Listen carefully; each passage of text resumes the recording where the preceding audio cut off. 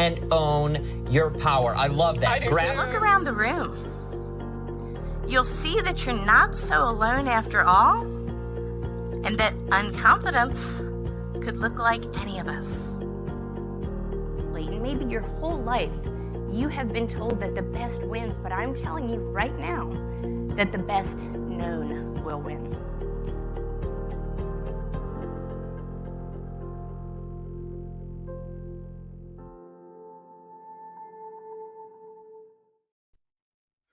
Hello, everyone. Welcome to Grasp Confidence Podcast. I'm your host, Tara LaFawn Gooch.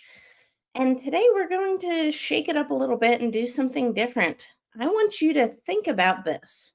Think about being a shy introvert, a pastor, and then changing your career entirely to becoming a sales coach, but not just a sales coach, a ninja, a sales ninja. Not just a sales ninja, but a 7-figure one. And it was all about improving 1% every day. And you know what I love about this approach? I've done the exact same thing in my life for my own personal development journey. And I wrote it in my book, How to Grasp Confidence and Own Your Power. The power of 1% cannot be understated, my friends. It literally takes small acts of consistency and development to become that 1% better. And eventually, maybe even a 7-figure ninja like my friend Jay Lee. Jay, welcome to the show. Thank you so much for having me, Tara. Yes. So I will let you introduce yourself. I think I set it up for you. But I would love to hear a little bit more about your story. Yeah, so growing up as a Korean-Canadian immigrant here in Toronto, Canada, I was under the shadow of 2 older brothers, and I was the youngest of 3 boys. So I was very much not just a shy person, but an extreme introvert at that, to the point where I couldn't ask my high school crush to the prom. When my parents asked me to tell the police officers to not give us a ticket when we were parked illegally temporarily while they were going to get cold cuts for their delicatessen, I went to the back seat and went into a fetal position because I didn't have, the strength or the confidence to be able to, speak up. So that was kind of like my whole upbringing, very just sheltered, very introverted, very, very quiet. I remember one story where my grade 8 guidance counselor said, what is a appropriate age for dating? And everyone's like saying 13, 15, 12. And, I said, my mom told me that until I graduate from university, which is like 21 or something like that, that I shouldn't start dating till then. And everyone laughed at me, including the guidance counselor, because I just didn't know any better. And I was a very sheltered, shy, introvert person. So my whole upbringing was that low self-esteem, didn't really know my identity, didn't have much of any confidence at all. Wow, I relate to that so much. I was so sheltered growing up. It was like crazy. So between you and me, well, and everybody else in the podcast world and wherever this is airing, Yeah. my first boyfriend was in college. How old were you? Yeah, so I would have been, I guess, 19. I think I was 19. Okay.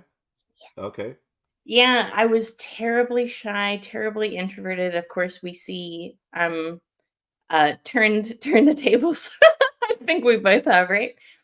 But there is hope on the other side, my friends. If we can do it, you There can do is. it. Right? Exactly.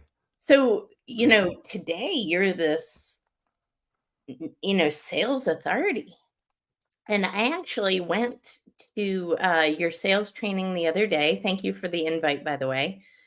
And, you're commanding this room, Zoom room of, many people, educating them on best practices and techniques for sales and, great advice. But was it always that way? It doesn't sound like it. Sounds like you had some struggle growing up. How does somebody overcome this, Jay?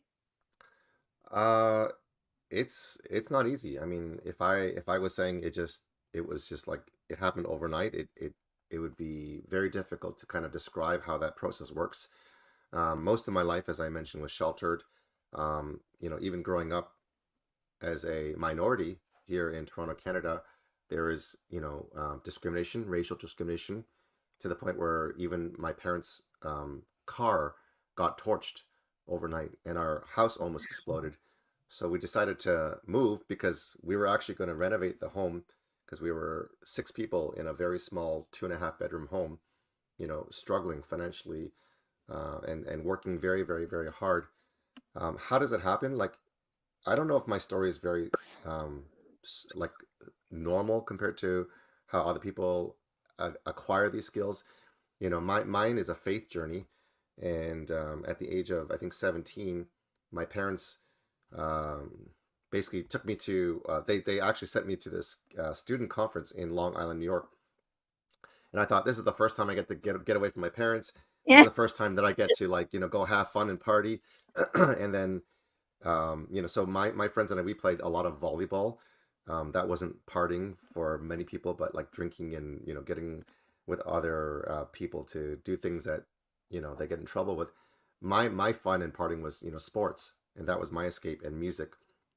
And then my last night, the leader of the group basically said, "I'm dragging you by the ear, and you're going to come to the last night of this campus conference." And I heard this lady sharing her story about how she came to faith. She was a pastor's daughter, and she basically said that it's not so much how you live and how good you are. And I was going to church all my life, and I thought that just being a good person meant that you could be a person of faith or a Christian, and that wasn't the case. Just in the same way, going into the garage doesn't make you a car, in the same way that going to church doesn't make you a Christian. But I thought Mm. that's what the framework and the formula was. And long story shorter, um, I felt convicted by God out of those 500 plus students that were there, and I felt like He was calling me to come into a relationship with Him, and I just decided to let go. But I was kind of kicking and screaming because I'm like, I feel like coming to faith and becoming a Christian was like a downgrade. I thought it was like being a person of faith meant I was going to be a loser. So I was like, I'm not sure if this is a good deal for me. In the sales world, it's not an upsell, it's a downsell for me. And so I reluctantly agreed. And since then, if you know anything about faith and the Christian, doctrine, is God is 3 persons: the Father, Son, and the Holy Spirit. So the third person, the Holy Spirit, got a hold of my life because I was kicking and screaming and very reluctant and very much a rebel, and basically transformed me from the inside out, from an introvert to an extrovert, pretty much instantaneously, which is hard to Wow. explain.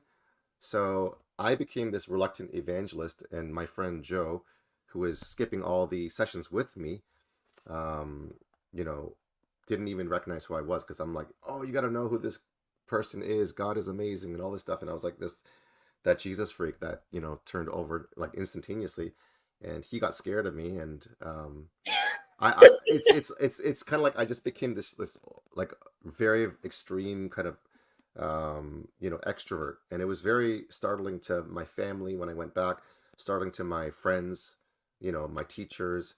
So it was a radical transformation that is hard to explain, but I'm still trying to catch up to, I guess, what God is doing in my life through the gifts that He's given me. So that's the short version of it. But yeah, So faith can give you confidence. I think that's a yeah, lesson there, you know? I I mean, agree. I've experienced that myself, Jay, where when I was at my lowest point and I was suffering from major depressive disorder and anxiety and suicidal thoughts, and Really? Wow. oh yeah, and this was not long ago, folks, 2022. Whoa, that's recent. 2022, I was rock bottom. Now, how do you go from Yeah, suicidal tendencies and thoughts and ideation to where I am today? Well, it's confidence, but where'd that come from? And for me, it was faith based as well. really? You too?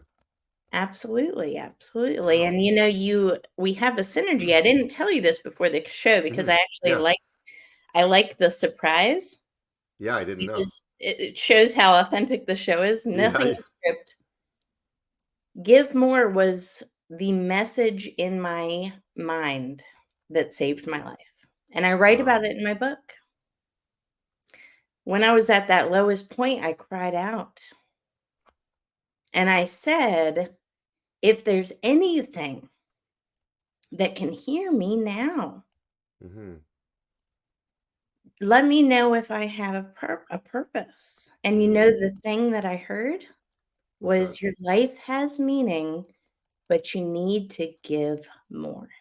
Wow. And then I repeatedly heard the words give more, give more, give more. Wow.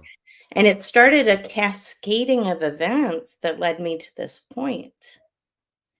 And the foundation of that giving was a gratitude that every time I gave, I felt more full. Mm. And there's a lot to be said about that. And that's why, we have Grasp right at the top. That's the name of the show. It starts with gratitude for me. And Mm. it was that you mentioned developing a relationship. It was a relationship. Mm. And it was a relationship not only with a higher power that I knew that was there, that was guiding me, but also a relationship with myself. One that I had never had before. What do you think about that, Jay? I'd love to hear your thoughts. Yeah, I think the gratitude, giving from gratitude is exactly what I resonate with because, after going from, becoming a person of faith in my last year of high school, getting into the banking, corporate banking, national sales arena for 5 years, I pivoted to pastoring for 10 years. So that is an example of, I didn't do pastoring after leaving corporate for the money, right? And I learned giving from gratitude after, dedicating an entire decade to giving and serving. And the only reason why I came out of pastoring and pivoted to high ticket sales and coaching is because when I was a missionary, all the funds that I was raising, I had to do support raising, which means I, asked people to help support me in my mission. It started to run out because I got pretty good at working myself out of a job. The whole point being is when you said that grasp and giving from gratitude, some people misunderstand, this whole sales ninja mantra and the seven-figure stuff and this, I had people when I pivoted from pastoring to sales, one person in particular that I was ministering to, if you will, and they were like, would you cut it out with the sales ninja, bleep and bleep, right? This is all, you just talk about money. And I thought to myself, and they said, you should probably stop what you're doing, quit what you're doing. And I took a moment about maybe 3 or 4 days to think about maybe he's right. Maybe I should quit. Maybe this is, maybe I am greedy. Maybe I just want too much after not having much of anything and struggling with a wife and 3 kids and not being able to make, ends meet, having to return groceries at the grocery store and walk the hall of shame with my kids asking me, why are we returning these groceries? And I think giving from gratitude says, we always need to remember where we come from. And when Yeah. you said you hit rock bottom 2 years ago, that's not a long time ago. And to see where you are today, man, I can't wait till we get on my podcast to share your story. That's right. It's lined up, right? Yes, it is. But that's the miraculous thing about it. Jay, and that 1% really resonates with me. That's what I did. Mm. That's the key. It's not a short sprint. It's not climbing Mount Everest. It's how can I take one step forward today in a positive direction and Mm. tomorrow do the same. And then the next Mhm. day do the same. And, we're all familiar with the concept of compound interest. This is the same exact principle. Mhm. 1% compounded daily times 365 days is a 37% improvement. I think it's 37%. That can't be argued. From the moment you start until 365 days, if you improve yourself 37%, are you even going to be recognizable at the end of the Not at year? all. Not Not at at all. all. And I look back at pictures of myself and I'm like, I know I was younger back then, but I look better now. I feel better now. and it Woo-hoo. radiates off of you. You know what I Yeah. mean? I just hit my 40th birthday this month. Wow. But Congratulations. you know what? I look back at pictures of myself when I was in my early 30s. I look better now. I feel better now. Amazing. 1%. Mm. 1%, right?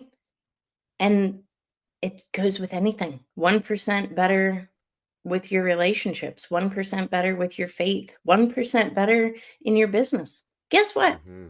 If you worked every day to get 1% better in sales, oh, you'd be a very rich person in a couple months, wouldn't you? Absolutely. So it doesn't take an enormity of effort. And that point from that rock bottom point to Mm. the pinnacle of success is actually a very short bridge with this consistent effort.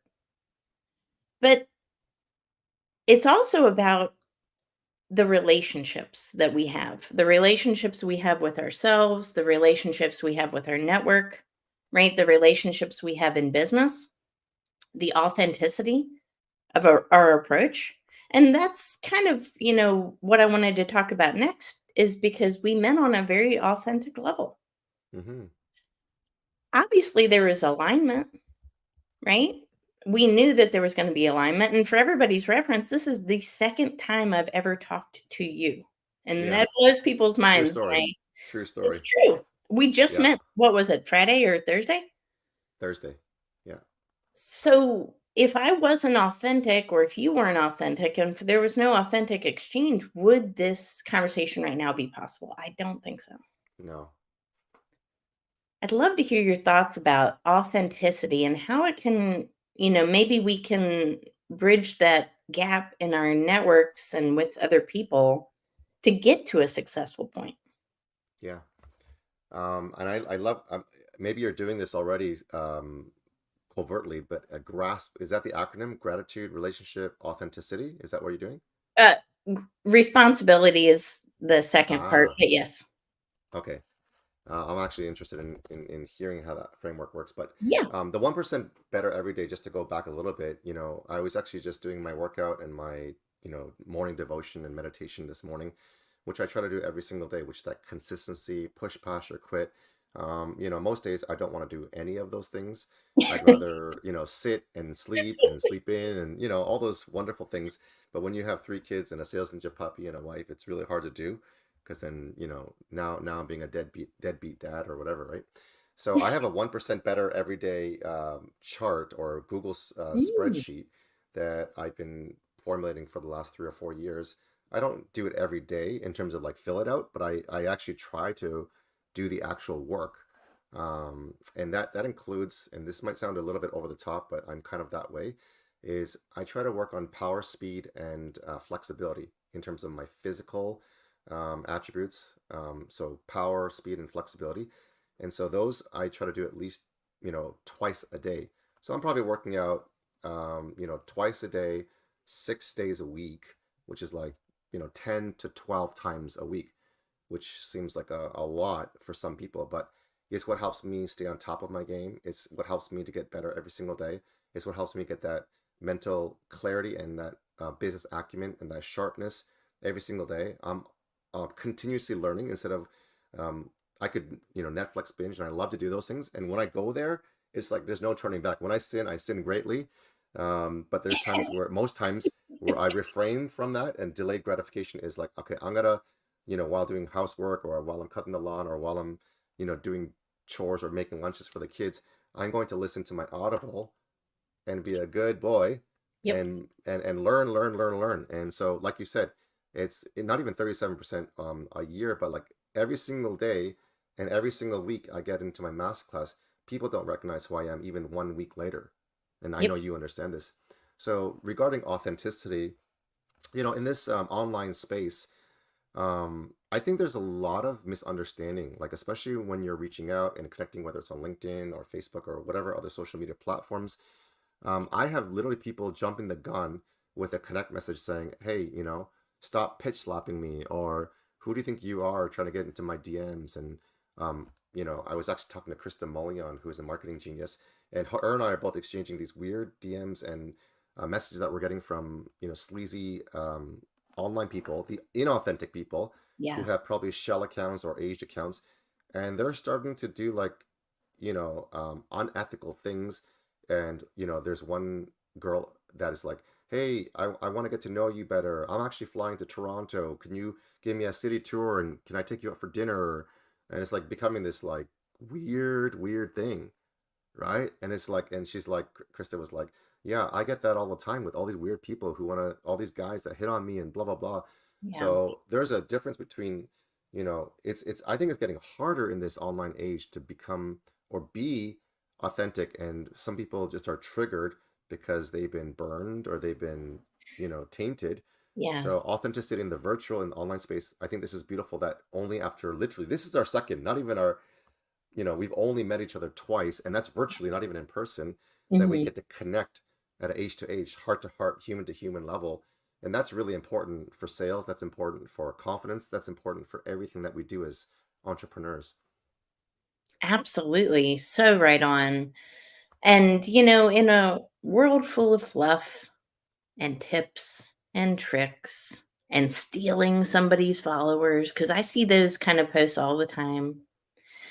The best way to gain followers, to gain sales, to grow in your business and your brand is by being your authentic self, by being 1% better every day, by showing your vulnerabilities, by sharing and by caring and adding value, Mm, and genuinely approaching people in a nice way. It doesn't take a lot of effort, but you can look at somebody's profile, you do some research, and you get to know somebody on a genuine level, right? And if it's somebody you admire and look up to, I have found that the best approaches, and nobody, there's almost nobody that's unreachable if you have an authentic approach and compliment somebody. mm, My mom, growing up, she always told me the best way to make friends, because I had trouble. I was super shy. I was the kid that hid behind mom's leg. You know what I'm talking about? yeah, I do. I do. She would tell me, just give a compliment to Mm, somebody.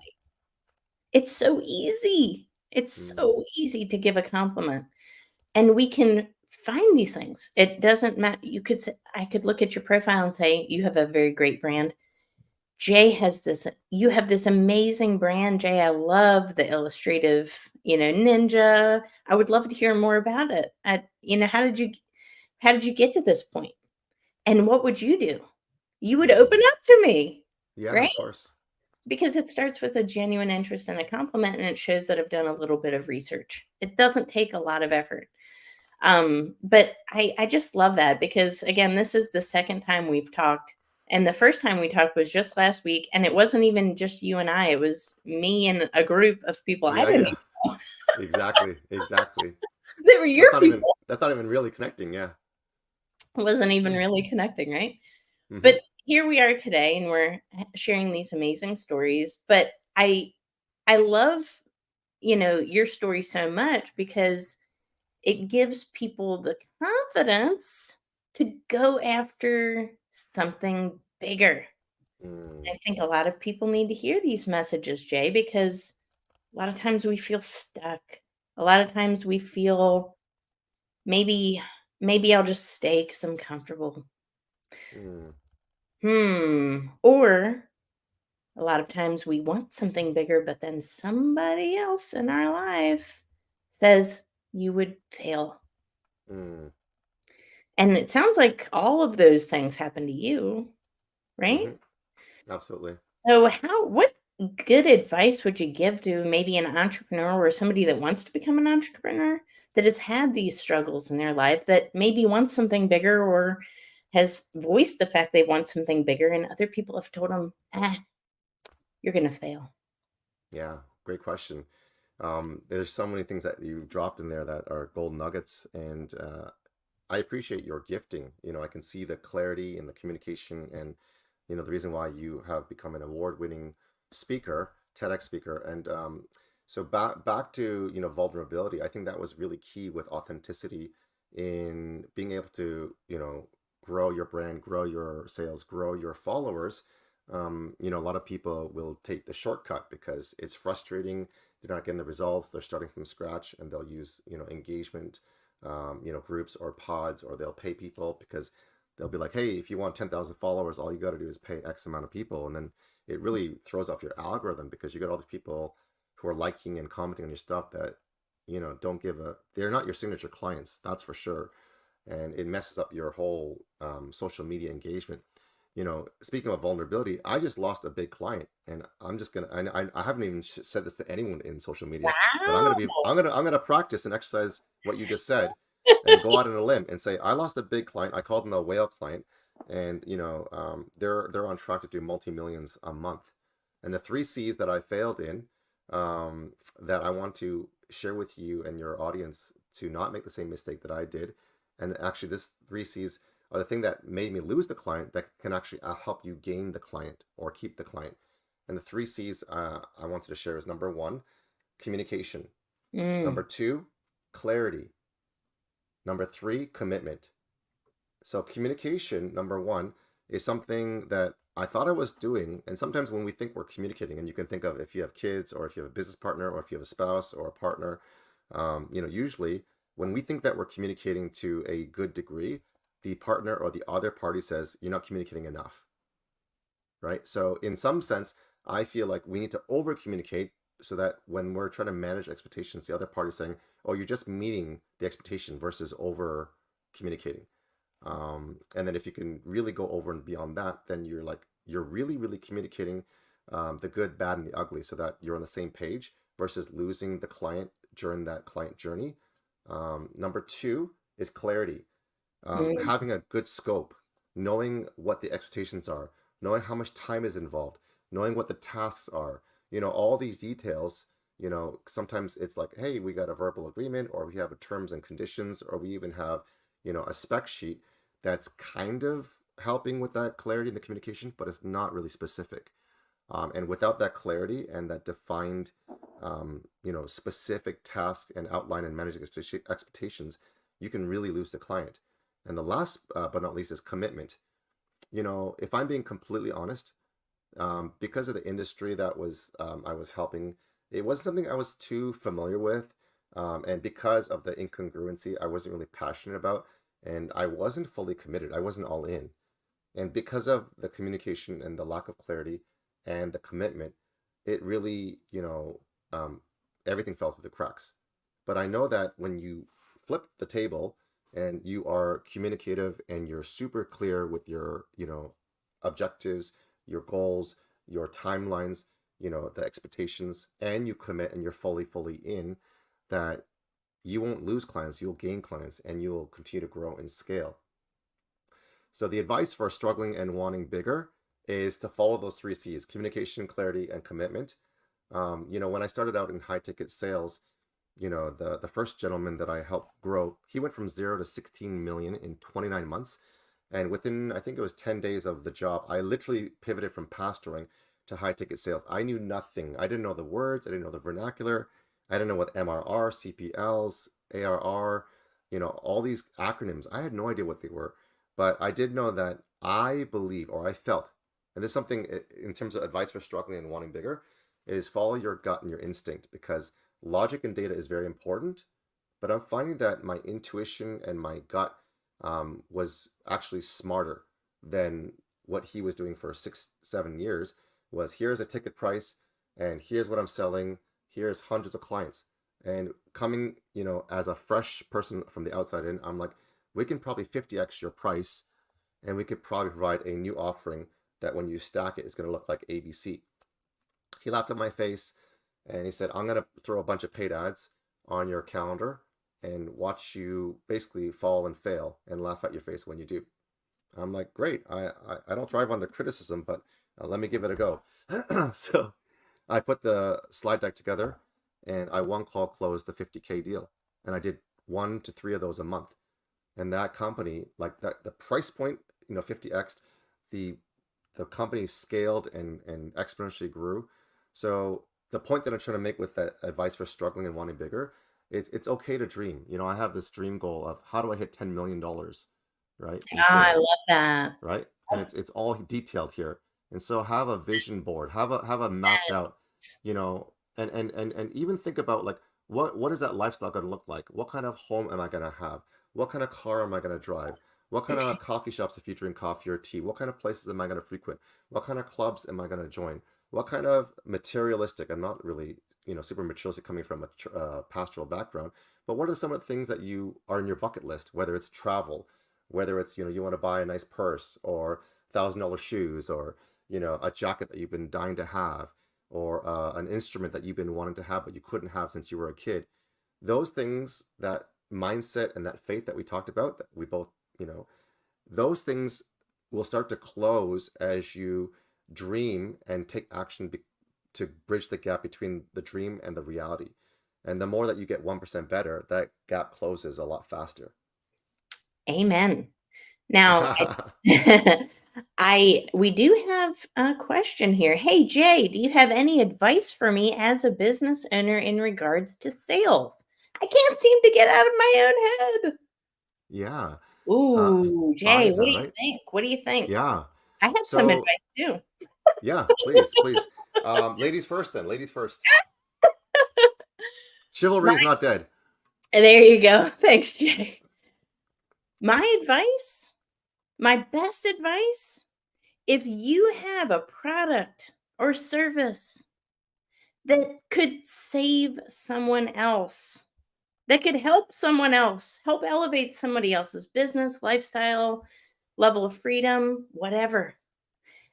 It's our duty and moral obligation to give that person and guide that person to the correct buying decision. That's how I look at sales. I don't look at anything as I'm selling to anybody.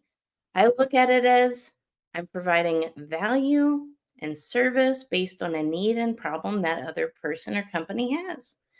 And if you do that, it's not sleazy. It's not salesy. It's service, right? It's a very high levels. Actually, I look at sales as the highest level of service. Amen. What is your advice? My goodness. I feel like we're singing off the same sheet. So I just put a couple of things in the private chat. I'm not sure if you're able to even put that in your Yeah, banners. let's see. But is it FISA? I hope I'm pronouncing your name properly.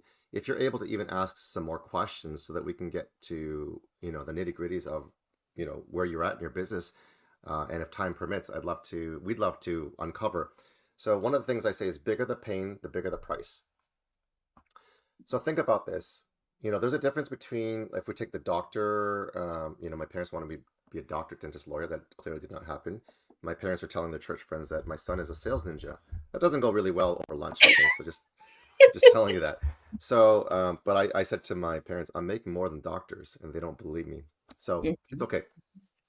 So think about a doctor. When you have a family doctor, I love my family doctor. They're a generalist, right? And let's say they get paid for easy money, $100,000. They probably get paid a bit more than that, and then you have a specialist, right, who Yeah. is a world-renowned brain surgeon, right? They're getting paid, let's say, $4 million, right? $100,000 versus $4 million. The reason is because they've become so good at getting from good to great to expert to becoming a master. Okay, good to great is a huge hurdle, Jim Collins. From great to expert is another hurdle. From expert to master is irreplaceable. Ooh. And it's exactly what Tara and I were saying, is that 1% better. The advice is, how do I, as a business owner, with regards to sale, I can't get on my own head, is you're the best person to sell your product, service, or your solution. If we look for outside sources before we do it ourselves, then product market fit, market message resonance, and the ability to scale. Sales is simplicity. So make sure that your offering is very simple. Okay, I know that's counterintuitive to what a lot of people do, but having been able to scale companies from 0 to 16 million in 29 months, this company from 0 to 3 million in 24 months, another health coaching company from $100,000 a month to $1 million months, it's simplicity. And Yeah. simplicity sells and simplicity scales. And I want to just piggyback what Tara said is selling is serving, and it's the highest form of serving. And a lot of people look at sales as this icky, salesy, sleazy thing, especially when you go to like a car dealership or you go to like a retail clothing store and you have the commission people like jumping on your back saying, you should try this, you should try that. I'm like, first of all, I'm not a XL, right? I'm a medium. And they're just trying to sell you everything. And they're trying to hit their quotas, they're trying to hit their commissions, right? Yep. I completely understand it.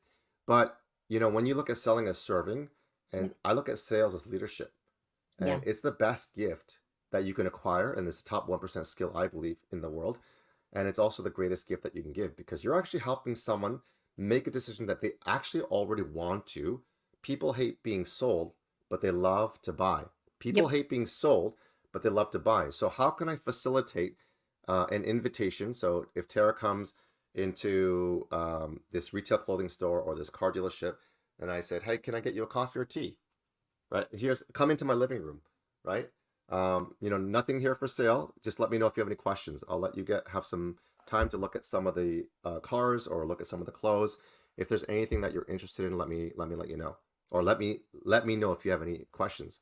And then, just if you're wondering, there's a couple of promos that are happening in the month of May, and here they are, right? So just be serving. What are you looking for? What is the thing that you are here for? What brought you in here today, right? So just serve them. Faiza is how you pronounce your name. Thank you for the phonetics. That's phenomenal. And that's being authentic and vulnerable, is being able to serve and know your client. And when you know your client and your prospect and the buyer journey, the better you know it, people are emotional buyers. Yeah. So when you think about the thing that you're looking to buy or the thing that you're looking to sell, think about the client journey and think about what you purchased that was maybe one of the most expensive, memorable things that you purchased, right? And think about what is it that made you buy that product, service, or solution, and then replicate that, if that makes sense. Absolutely. Reverse engineer it, right? We don't have to reinvent the wheel. No. That's such powerful advice. Such powerful advice. Well, I can't wait to get to $50 million months. Jay, are you going to help me? Absolutely. It starts with the first million. Yes. Let's go, man. Let's go. I can be your next poster child. How about that? I love case studies. Wonderful. But you know what? It starts with confidence. No matter how great our offers are, our solutions are, if we're not confident within ourselves as entrepreneurs, it's really hard to communicate the value we can provide to someone else. So I will leave everyone with this.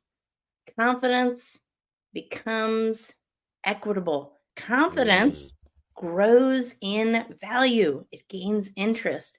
And if we practice it with that 1% compounded deal that we were talking about this whole time during the show, by the end of the year, you're going to be unstoppably confident and very well off. So, Jay, thank you so much for being a lovely guest on our show. You are welcome back anytime, my friend. Oh, wow. We need another one. I know, right? We could just keep going on and on. Faiza says she's next, by the way, in the comments.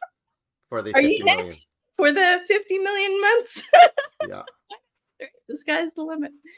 But thank you so much for everyone who tuned in today, and we will catch you on the next episode. Don't forget to like, subscribe, and watch us in the podcast world on Apple, Spotify, Audible, and iHeartRadio. We love our listeners. Please leave some 5-star reviews, y'all. Thank you so much for everybody who tuned in today. We will catch you next time. Take care.